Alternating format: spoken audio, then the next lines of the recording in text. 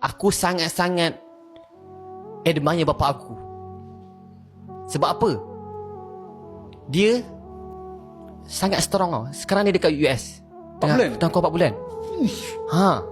Dia sangat strong tau. To be honest, memang dia strong gila dalam dia dakwah dia tu. Dia fikir agama dia. Tapi dia tak pernah nak berkeras dekat family. Mak aku mana pakai berudah. Dia punya usaha tu sangat kuat and balance. Dia tak membuatkan kita benci dia punya cara dakwah dia tu. Faham tak? Kan kadang-kadang kan bila kita terlampau ajak, orang akan macam alah malas lah. Faham tak? Contohnya macam bapak aku, ada juga ada waktunya macam jom talim, kadang-kadang malas lah. Tapi macam pergi je. Faham kan?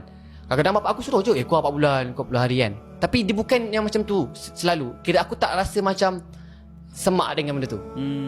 Kita bukan dipaksa.